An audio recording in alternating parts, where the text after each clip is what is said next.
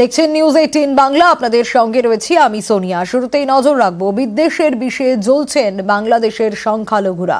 ক্রমাগত হামলা হচ্ছে ধর্মস্থানের উপর, পুড়ছে ঘর, যাচ্ছে প্রাণ। এর মধ্যেই নেতাদের রক্ত গরম করা হুমকি, যদিও ফাঁকা আওয়াজ, কিন্তু বিদ্বেষের বিষ ছড়ানোর জন্য যথেষ্ট।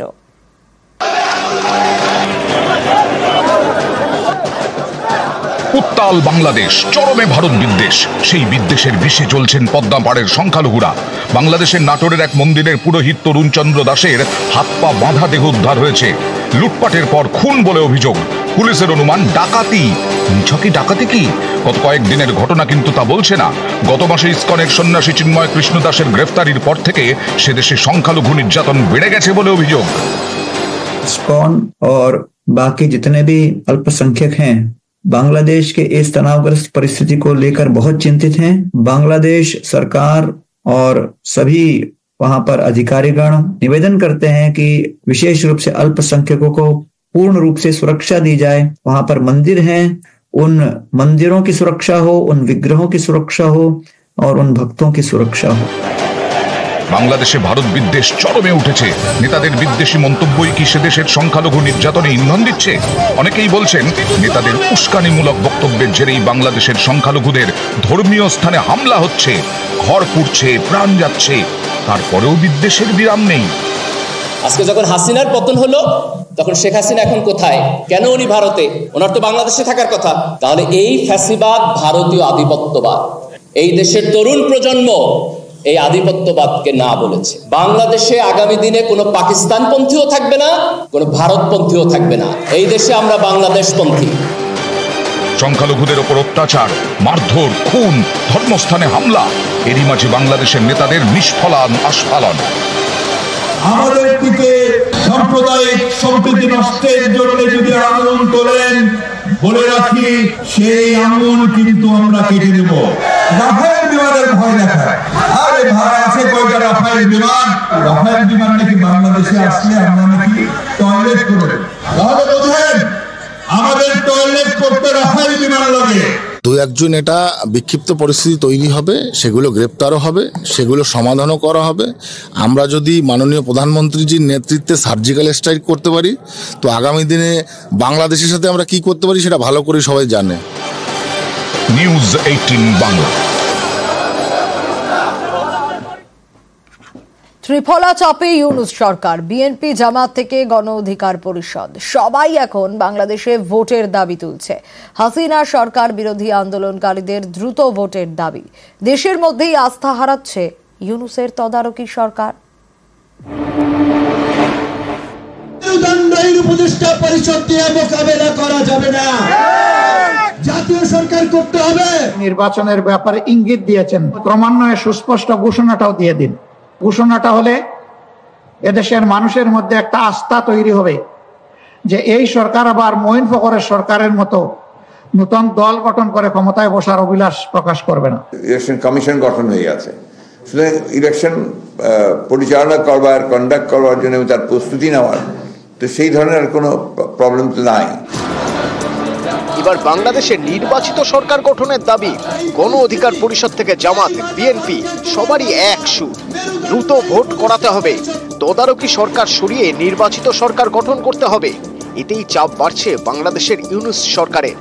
গত অগস্ট থেকে বাংলাদেশে চলছে মোহাম্মদ ইউনূসের তদারকি সরকার। হাসিনার সরকার ফেলে এই সরকার গঠনের পিছনে বড় ভূমিকা ছিল বিএনপি, জামাতের। তারাই এখন বাংলাদেশে দ্রুত ভোটের দাবি তুলেছেন। তাহলে কি তদারকি সরকারের কার্যকলাপে ভরসা রাখতে পারছে না বিএনপি, জামাত? কিছুটা চাপে পড়ে বিজয় দিবসের বক্তৃতায় ভোটের কথা শোনা যায় ইউনূসের গলায়। 2025 সালের শেষ দিক থেকে 2026 সালের প্রথমার্ধের মধ্যে নির্বাচনের সময় নির্ধারণ করা যায়। এতেও ড্যামেজ কন্ট্রোল হচ্ছে না। এত দেরিতে কেন ভোট হবে প্রশ্ন তুলছেন বিএনপি থেকে জামাত নেতারা। মাননীয় প্রধান উপদেষ্টা বলেছেন আগামী বছরের শেষে অথবা তারপরের বছরের মধ্যখানের ভিতরে একটা নির্বাচন অনুষ্ঠিত হতে পারে। ইতিমধ্যে নির্বাচন কমিশন গঠন হয়েছে, আর তিনি নির্বাচনের ব্যাপারে ইঙ্গিত দিয়েছেন, সুস্পষ্ট কথা এখনো বলেননি। আমরা বলবো ক্রমান্বয়ে সুস্পষ্ট ঘোষণাটাও দিয়ে দিন। ঘোষণাটা হলে এদেশের মানুষের মধ্যে একটা আস্থা তৈরি হবে যে এই সরকার আবার মঈন ফখরের সরকারের মতো নতুন দল গঠন করে ক্ষমতায় বসার অভিলাষ প্রকাশ করবে না।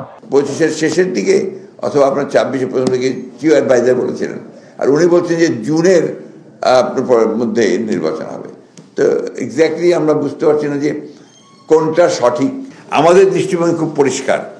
আমরা মনে করি যে আপনার এই ফ্যাসিবাদী হাসিনা সরকারের অধীনে যতগুলো নির্বাচন হয়েছে সমস্ত নির্বাচনগুলো অবৈধ হয়েছে। হাসিনায় না খুশ, মোহাম্মদ ইউনূসের সরকারের বিরুদ্ধেও সরব। বাংলাদেশের প্রধান উপদেষ্টার দায়িত্ব পেয়ে পাকিস্তানের সঙ্গে কূটনৈতিক সম্পর্ক মজবুত করার চেষ্টা করছেন মোহাম্মদ ইউনূস। কয়েক মাসের মধ্যে শাহবাজ শরীফের সঙ্গে মোহাম্মদ ইউনূসের 2 বার বৈঠক হয়েছে, কিন্তু আগে তো ঘর সামলাতে হবে। হাসিনা বিরোধী রাজনৈতিক দলগুলোই এখন চাপ বাড়াচ্ছে তদারকি সরকারের উপর। মেরুদণ্ডহীন উপদেষ্টা পরিষদ দিয়ে মোকাবেলা করা যাবে না। আপনারা যদি সহায়তা দিতে ব্যর্থ হন, জানুয়ারিতে আমরা প্রধান উপদেষ্টার কার্যালয় ঘেরাও করবো। মাজা ভাঙ্গা কুমার ভাঙ্গা মেরুদণ্ডহীন উপদেষ্টা পরিষদ দিয়ে মোকাবেলা করা যাবে না। জাতীয় সরকার করতে হবে, তারা শুনলেন না। News 18 Bangla.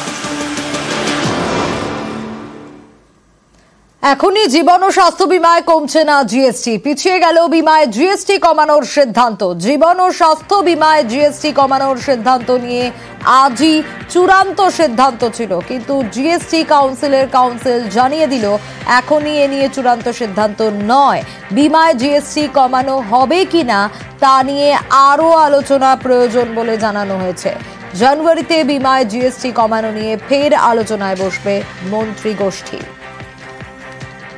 Health insurance related GOM work also requires more time, so they have gone to take more time.